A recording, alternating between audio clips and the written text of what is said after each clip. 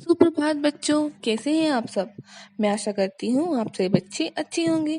मैं नेहा प्राचार्य आज आप सभी को एक कहानी सुनाने जा रही हूँ।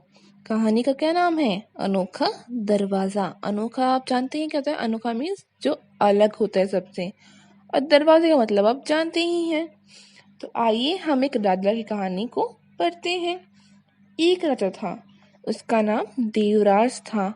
उसका महल बहुत बड़ा था। महल में बहुत सारे दरवाजे थे। देवराज के पास ढेर सारा खजाना भी था। उसे डर था कि उसका खजाना कोई चोरी ना कर ले। उसने खजाने रखने के लिए एक कमरा बनवाया। वह कमरे में एक ऐसा दरवाजा चाहता था जिससे गुजरकर सिर्फ वही अंदर जा सके। वो चाहता था कि उसके कमरे का दरवाजा ऐसा हो जिससे सिर्फ वही अंदर जा पाए और कोई ना जा पाए। उसने तुरंत अपने मंत्री को बुलाया और कहा, मुझे एक ऐसा दरवाजा बना कर दो जो केवल मेरे चेहरे देखकर ही खुले, ताकि सिर्फ मैं ही कमरे में अंदर जा पाऊं। मंत्री ने ऐसा ही दरवाजा बनवाया। राजा ने अपनी प्रजा को बुलाया।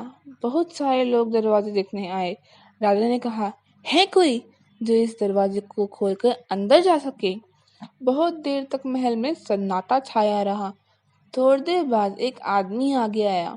उसने दीवार पर लगी राजा की तस्वीर देखी। उसे देखकर आदमी को दरवाजा खोलने का एक तरकीब सूझी। तरकीब जानते हैं आप? आइडिया सूझा उसको। वह तस्वीर लेकर दरवाजे के आगे खड़ा हो गया। राजा की तस्वीर देखते ही दरवाजा खुल गया। यह देखकर राजा को बहुत गुस्सा आ गया। राजा ने गुस्से में मंत्री को बुलाया और कहा, इस बार मुझे ऐसा दरवाजा बनाकर दो जिसमें सिर्फ मेरी आवाज से खोले। जो किससे खोले? सिर्फ राजा की आवाज से खोले। इस बार मंत्री ने वैसा ही दरवाजा बनवाया। राजा ने फिर सभी को बुलाया और पूछा, है कोई जो इस दरवाजे को खोलकर अंदर जा सके? फिर वही आदमी आया। उसने कहा, अगर मैं इस दरवाजे से अंदर नहीं जा सकता तो राजा भी नहीं जा सकते।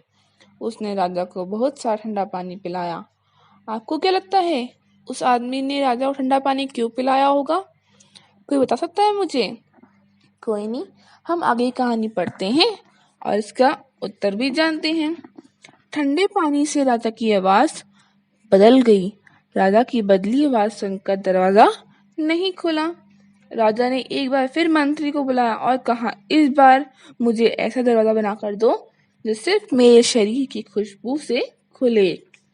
फिर एक नया दरवाजा और फिर एक नई चुनौती।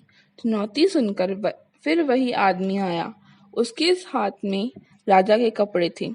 कपड़ों से राजा की शरीर की खुशबू आ रही थी। वह दरवाजे के पास गया, दरवाजा खुल गया। अब राजा ने ऐसा दरवाजा बनाया जो उसके जूतों की आहट से ही खुले। बताओ इस बार क्या हुआ होगा? कि राजा का दरवाजा खुला होगा? इस बार भी वही हुआ। उसने राजा को चुनौती दी कि दरवाजा उनके जूतों की आहट से भी नहीं खुलेगा। उस आदमी ने जमीन पर कालीन बिछाया। कालीन क्या होता है? कालीन मीन्स दरी बिछाई, जिससे राजा के जूतों की आहट ही नहीं आई। अब क्या हुआ? दरवाजा फिर से नहीं खुला और राजा को गुस्सा आ गया।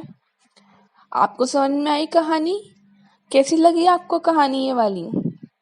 इस कहानी में आप पूरी अपनी कहानी में क्या सुना, क्या सीखा? कि राजा ने हर बार कोई ना कोई नई तरकीब निकाली, दरवाजे एक नया दरवाजा बनवाया, लेकिन हर बार कोई ना कोई तरीके से दरवाजा तो खुल जाता था और नहीं खुलता था तो राजा से भी नहीं खुल सकता था वो दरवाजा। आपको अच्छी लगी कहानी? तो आज की कहानी हम यहीं पे खत्म करते हैं। बाय बच्चों, टेक केयर।